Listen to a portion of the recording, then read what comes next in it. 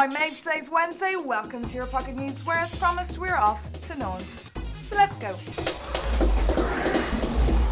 To find a definition of European journalism and an approachable way to teach it was the aim of the Neonet meeting that took place last weekend in the capital of the west of France. Over 40 journalists, academics and media experts from all over Europe took their place on the round table to exchange ideas and expertise. Hosted by EU Radio Nantes, the meeting concluded that European journalism can exist through the means of a multilingual network of journalists based all over Europe.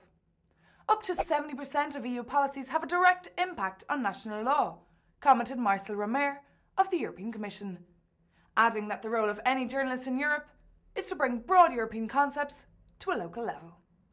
The latter is already being done on a daily basis by the 7 trainee journalists at the Nantes-based European radio station.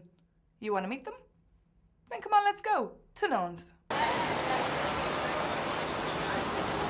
Sono le 14. De Radio Nantes, la diversité européenne au creux de l'oreille. Sur 103. Mais on y va où? On va à la radio? Ah, oui, à Radio Nantes.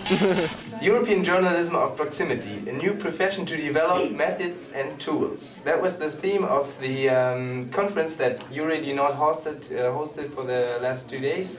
Qu'est-ce que vous en pensez?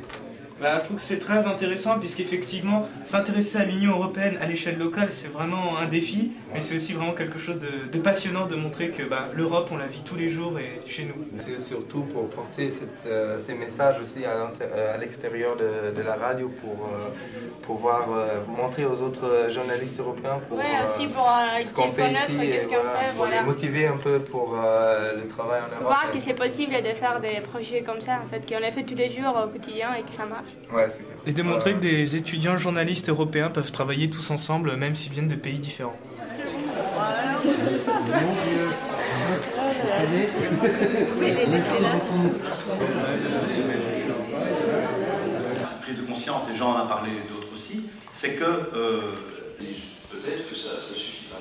Donc, concrètement. En fondant EuRadio Nantes, nous ne nous imposons pas comme experts de l'enseignement du journalisme, mais nous avons la certitude que nous avons beaucoup à apprendre de nos jeunes confrères européens en leur donnant l'occasion de nous apporter un regard nouveau sur l'Europe, voire rafraîchissant. The situation in our country, Orange Revolution and elections, re-elections, and from 2004 it's still continue in our country.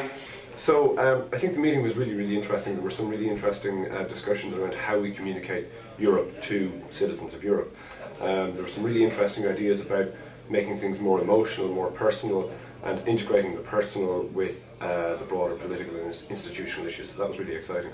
And there was also the idea of creating a network that would facilitate that kind of work, where individual journalists could hear about an institutional story and then contact a colleague in another part of Europe to get the micro level personal story that would, make that story more engaging.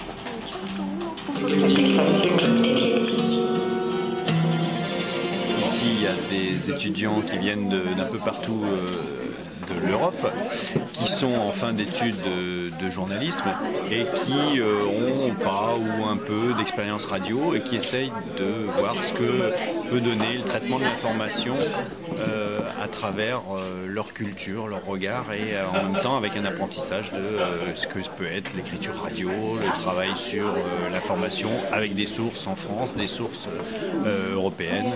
Donc c'est un peu ça qu'on essaie de faire avec 2 rendez-vous d'information par jour.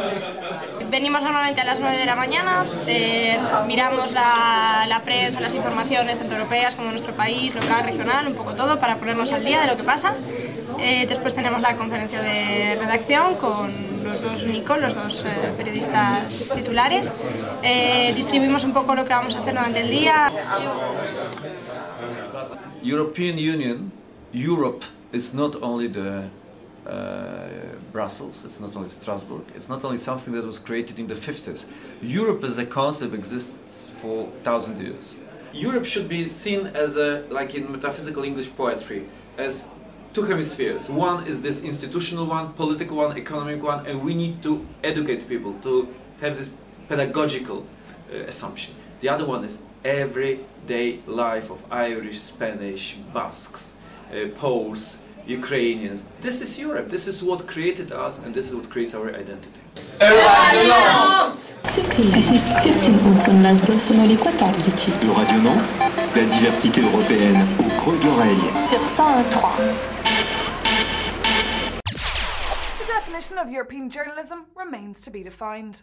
Whether it refers to EU political institutional news or what young Europeans spend the most money on booze. Whatever the case, there's lots of things that are interesting to know that refer to many of us regardless of our nationality. And what I'm about to tell you is a good example. Youth unemployment within the EU is on the rise. Workers aged between 15 and 24 are finding themselves equipped with qualifications and training, but with nowhere to put their knowledge to practice. Whilst older workers reap benefits from the EU's active ageing strategies, 17.4% of us aged between 15 and 25 are on the dole. Stats stem from a report released this week that put us to shame if we look at the States or Japan. Among EU member states, there's also a big gap.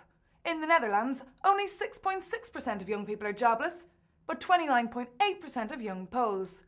Maybe universities should start offering us more career advice. And finally, we've all felt ugly before, whether it's after a night out on the town or sweating it out in the gym. But not to the degree that a certain Argentinian writer feels at the moment. Gonzalo Atalora is feeling particularly sorry for his, dare I say, ugly self, that he's gone and published a book called Ugly and launched an eye-catching campaign.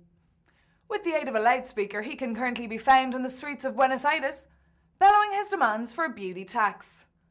Ugly people should get subsidies, he reckons. And too right, Gonzalo.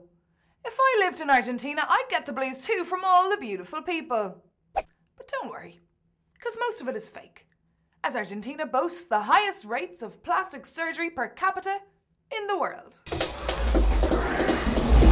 Well, that's all for today, Wednesday. I'll see you again tomorrow in Your Pocket News. Don't miss out. Bye-bye.